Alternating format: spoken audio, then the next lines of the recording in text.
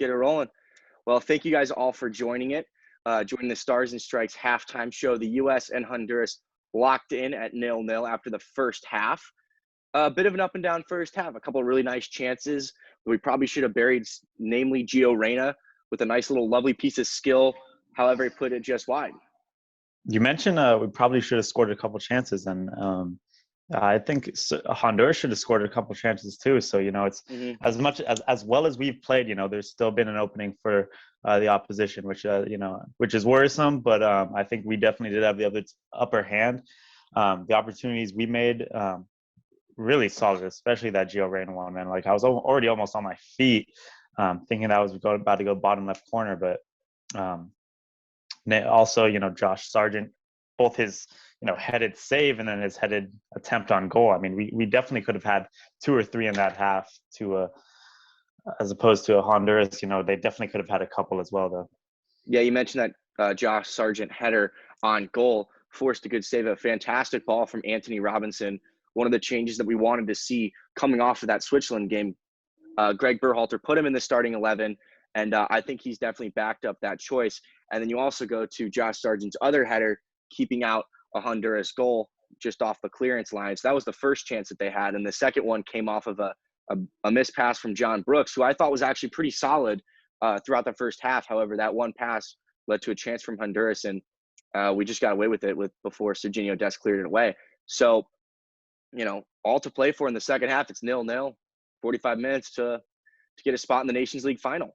Yeah, and you mentioned John Brooks misplacing that pass, and one thing that I hope that wouldn't discourage him from sending out passes in the future, because that was one bright thing from the second half. I mean, from the first half is John Brooks' passing range. I mean, we had a lot of activity up in their final third, and a lot of it just started from John Brooks, his incredible passing range, just out of the back, just a couple balls on the ground, a few over the tops, and we know John Brooks is good with that sort of thing, and it's really, really paying off today. It's really he's showing off that attribute of his. One misplaced pass is not a bad takeaway from a lot of good service up front and into the attacking third. Also, there've been some pretty darn good defending, I'd say so, early in this match. One of the biggest issues we had against Switzerland was the problem with the over-the-top through ball, when they just kept playing in Brill and Bolo beyond the back line. And I thought that McKenzie and Brooks did very well, because we know Honduras is going to try and sit back, choose their moments to press, and choose their moments to go forward. And I thought we handled those pretty well. Yeah, I think especially on both sides of the flanks. I think Robinson only was beat, I think, once maybe, but definitely I think the fullbacks are looking more comfortable in defense for sure, as well as going forward. So that's a good sign, seeing that these guys are in their natural positions and they look at home and doing well. That was a big. Oh, you go. No, sorry. I was just going to go on, moving out of the defense, unless you have some more things. Oh yeah, I was going to do the same. I was going to say that that's something we talked a lot about on the pregame show, is playing these guys in their natural positions. That's something Gregg Berhalter just did, and I think it's paying off so far early in the second half. Both players look a lot more comfortable, not only in the attacking part of the pitch, where they both have been showed their acclimates, but also defensively, where they've been solid so far. Another thing that we discussed was the midfield. The probably most surprising exclusion from the starting 11 was Yunus Musa. Obviously, Tyler Adams has been dealing with some injury problems, so we weren't sure if he was going to make the game. However, Yunus Musa left out in favor of Sebastian Lletget. Yeah, and it's something we talked about, it being our favored lineup versus the realistic lineup, and sure enough, Gregg Berhalter went with Lletget. But I don't think the midfield is really floundered as much as obviously maybe during the Switzerland game. But I think they've had a good showing so far. Yule has had a good defensive shift, and Lletget's getting into some pretty good attacking positions as well. I mean, he almost was through on a through ball before it was poked away. So he's getting into some good positions, and I think that this three right now, based off of the personnel that we have available, apart from Musa on the bench, it seems to be working quite nicely. And I think the lack of, or where those two players do, Jackson Yule and Sebastian Lletget, where they lack ability, or where their weaknesses are in their game, Honduras is not a team that's necessarily going to expose those. You know, Sebastian Lletget, much more of a clever player. Jackson Ewell, player that's comfortable in possession and in distribution.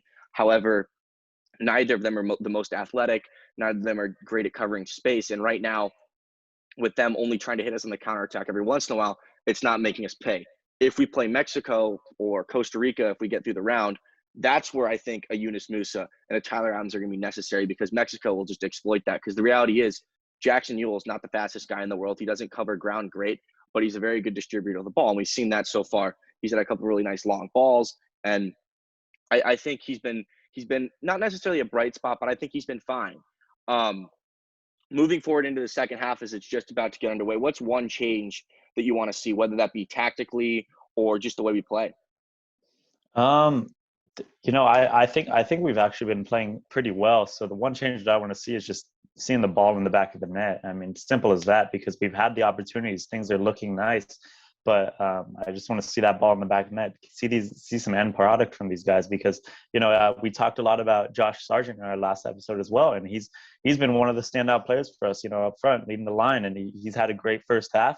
But, you know, if he can contribute an assist, a goal, that would be great. And, you know, Gio Reyna also has had some great plays this half, but it's just all about that you know, that finishing touch, get the ball in the back of the net, get a play going. And we could have had 3 this half, and we just got to take advantage of that, because when you're against a strong CONCACAF opponent who's, you know, holding back on their defense, you got to take advantage of the opportunities you're given. We didn't do that first half. So if we want to get into that final, we're going to have to be more clinical. Yeah, one thing I want to see is our European champion step up a little bit. He had a couple really nice spots, decent combination plays with Gio, namely, had a couple decent chances, played a couple really clever balls. However, that final touch or that shot just wasn't there. I want to see him step up. Christian Pulisic, we barely talked about him at all this show. And yeah, we'll see that. And then I also want to see Yunus Musa. We mentioned it earlier. I think his directness is really going to help, especially later in the game. If it's still 0-0 going down in, you know, the 70th to 80th minute, I think that his ability to drive forward with the ball, and also if we lose possession, his positioning is also going to help with that.